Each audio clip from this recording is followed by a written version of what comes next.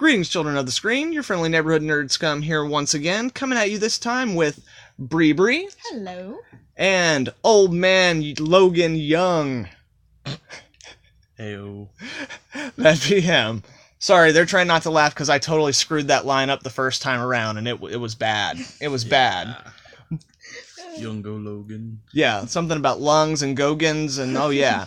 But what we're here to talk about tonight is Spawn, the movie. Spawn. I don't know why I need to say Spawn like that, but ever since I was a kid, I think it's because that's the way that the clown says it in the animated series. Yeah. Spawn. Yeah. You know? But anyway, so some of you guys out there might have seen previous video versions of this same segment, which is What You Mean You Ain't Seen, which is where I take two of my friends and I show them a movie that they have never seen before, and then we talk to you guys a little bit about it. So guys, previously, we had watched the first season of Spawn, the animated series. Yep. Other than that, what did you expect going into this movie? Like, what did you already know about it? Honestly, I've heard you talking about the cape before, but that's pretty much the only predisposition I had to it. Yeah. I thought it was animated. Mostly honestly. The characters, a little bit of the characters, and then, like, his origin-ish story.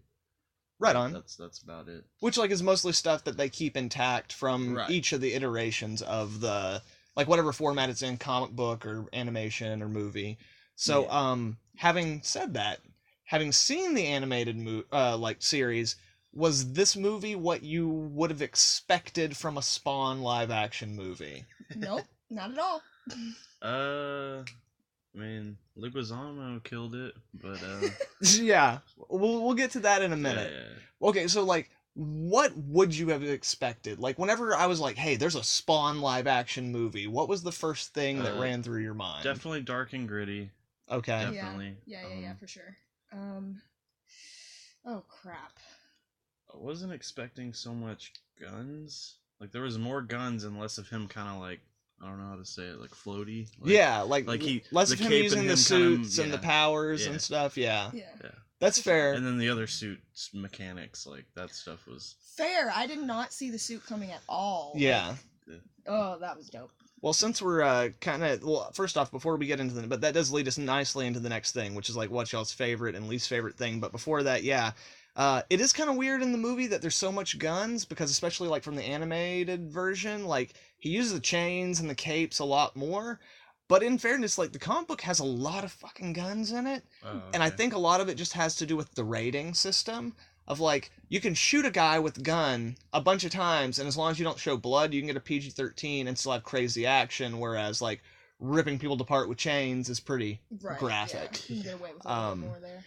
So let's start off. Okay, so what did you like best? What was your favorite thing about the movie, Bree?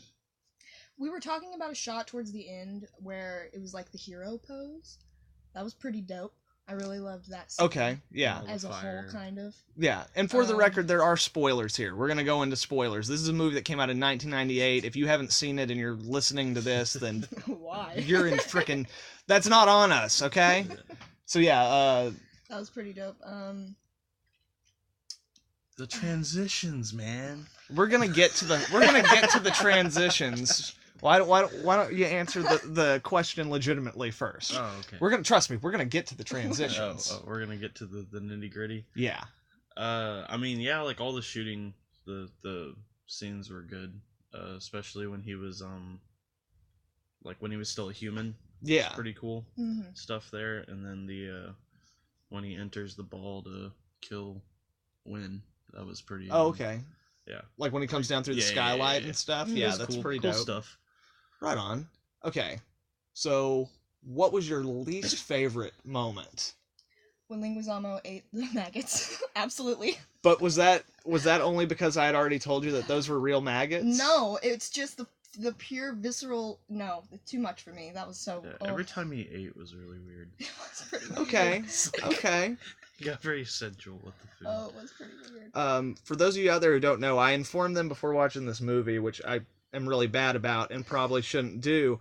But yeah, in this movie, John Leguizamo, there's a scene where he eats maggots off of a pizza, and if you've ever watched the commentary on the Black Dynamite movie, like Deja White, sorry, I've butchered that name. The guy who plays Spawn in this movie talks about in that how John Leguizamo, he's like, nah, man, he ate real fucking maggots. Like, multiple takes. Like, I wasn't about it. Like, it's a hilarious commentary, almost as funny as the movie. But yeah, I told them about that going in. So yeah, it definitely it draws more attention to it after that, but he goes far out of his way to make himself a disgusting little shit. Yeah, no, he does. And he does a great job of that. In fact, like, for me, I would say that, like, my favorite thing in the movie is probably John Leguizamo. Yeah. Absolutely, yeah. Even though there are moments where he honestly gets on my freaking nerves, like, and I'm not big about bathroom humor and that kind of stuff. Yeah, my God, his language in that, like, gosh. It was really pushing lines. I'm sure. Like, I'm not 100% sure, like, how the rating was back in '98, but definitely felt like that was pushing a lot of lines. Yeah, and again, it's worth mentioning that we were watching the director's cut, which is mostly just random bullshit garbage added into the movie. But one of the nice things you do get is a lot of John Leguizamo's improv lines that got cut out of the theatrical cut for being like a little too Many blue. reasons. Yeah, although you'd be surprised the ones that they left in, like, hey ladies, have you ever ridden a clown's pink pony before? Yeah. And stuff like that. That stuff was in the movie. And even in 1998, when I was like 11 or 12 going to see it in the theater, I was like, wait a minute. Yeah. Good God. Right? My least favorite thing in this movie, okay, let's be straight about this, okay? There's a lot of things that aren't great in this movie. Like, I, at first, was thinking about it, the last time I was, watching it, and, whenever we were prepping for this, and I knew we were going to be doing this, I was like, what did I hate? It was probably the special effects, right? And I was thinking about it, because some of the practical effects are beautiful, but the digital effects are fucking they're horrendous. Just bad. They're the worst things. That's on top of that, like that. Legitimately, my least favorite is probably the cape and its functionality throughout the whole show. Messed me up a little bit. And I will admit, in 1998, I thought that cape was fucking rad. Well, I thought that was the shit. But in truth, even for 1998, those digital effects were not fantastic. When you can see when his head tilted and the mask put on his face, but it was off to the side a little bit. Now, there were scenes of him and the Violator fighting that were all CGI, even the buildings, where I was like, okay, yeah, if this was an animated movie from that period, like a 3D animated movie from that period, that wouldn't be too bad. Right. So yeah, at first I was like, it's probably the effects. And then as we were watching the movie, it occurred to me, no. What I hate most about this movie are the fucking transitions. Yep. Yeah, absolutely. Holy shit. Yeah. They're bad. They're so distracting. Yeah. And it's... I mean, we didn't, do a technical, recording and count, but there was a good 5 minutes there where there had to have been almost 10 of the things.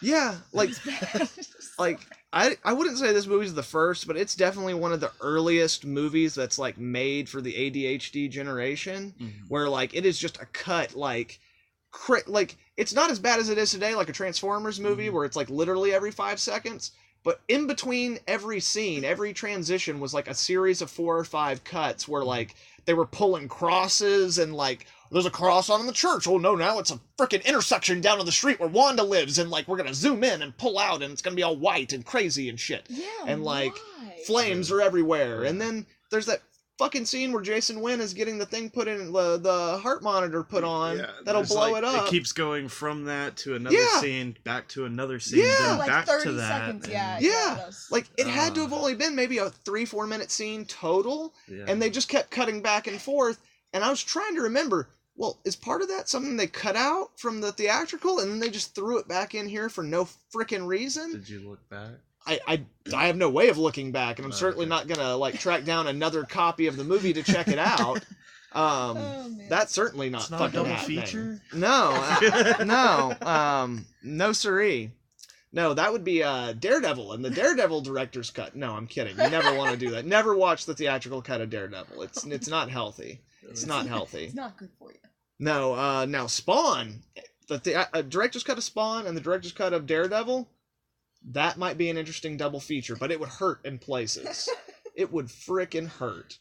Ben Affleck's a good Daredevil. Hey, Ben Affleck's not what's wrong with that movie, No, okay? yeah. What's wrong with that movie is playground fights and ridiculous, like, you killed my girlfriend plot as a result of poor editing by the studio. But we're getting way off topic. We're going to actually try to keep this one a little bit shorter since it's the first time we're doing this version. Back on the rails. Right. But do you guys have any final thoughts that you want to say about Spawn the movie? I really enjoyed it. It was a lot of fun to watch. The effects were fun. So fun. But yeah, it was good enough as it is. Remake that son bitch. They are doing that. Really? Todd McFarlane, Awesome. although, okay, here's the thing. Okay. Anyone who follows Spawn or Todd McFarlane knows that ever since that movie came out and it was a bomb and people talked crap about it, he's been saying, don't worry, we're going to do another one. We're going to do it right, even if I have to do it myself. And every year since then, since 1998, for 10 years, he's announced that the movie would be remade or rebooted. Every year. But this year, he's got a green light, and they're supposedly casting, and there's like a script, and then there's like a bunch of fake fan trailers. Those aren't the real trailers. But Right. the idea now is that like Spawn's going to be more of like a mysterious figure that like he's not even the main character of the movie now. It's going to be more about the alley people and Sam and Twitch, and it's going to be more of a mystery type thing so that they can keep the budget down and go less superhero. And I'm like, and also keep it rated R because the budget will be down, and whenever Spawn does show up, he can be crazy and insane and stuff. And as long as they don't go digital with him, like it might be okay. I think Terry Crews should play Spawn. Yeah. Yeah. I was trying to think of like a good cast for that. Yeah, Terry Crews would be great. There's a few actors I think of that could be great, but again, I think that like the Spawn reboot might be a whole nother video in of itself. My only other thought on the Spawn movie because I don't think I mentioned said it enough is that this movie sucks. But there are some things in this movie that make it worth watching, make it fun. John Leguizamo's fantastic. Oh, yeah. The practical makeup effects of the costume for Spawn, the suit, and so many of the other practical effects are super on point, and they look fucking dope. Yeah, the puppet for that thingy. Yes. I forget what it's called. But the Violator. Yeah, when they actually use the puppet, it looks really good. Yes, it did look really good. You know, there are some really subpar performances from actors that make the movie a lot of fun. Martin Sheen's villainous performance in this is like, yeah, like he's just kind of like, I'm here. You know, I burned you. Yeah, it's certainly not Jeremy Irons and frickin' Dungeons and Dragons or anything like that. Okay, but you know, it's entertaining. It was. So yeah, I guess that's it then, guys. Yeah, it was fun. Right on. So thank you guys very much for watching and listening to this. If you enjoyed it, please leave a like and share it with some friends. That's more important now than ever with all the crap that YouTube's changing up and screwing over the small YouTubers, or at least that's the way it seems. I could be wrong. Anyway, if you're not subscribed, please subscribe and hit that little bell so you can check out all of my content I'll have coming out in the future. And if y'all like this video enough, let me know, and we will definitely do more of them. Yeah. So this is Nerd Scum. Freak. Old man, young Logan. Or something to that effect. Signing off. Have a good one, y'all. Bye.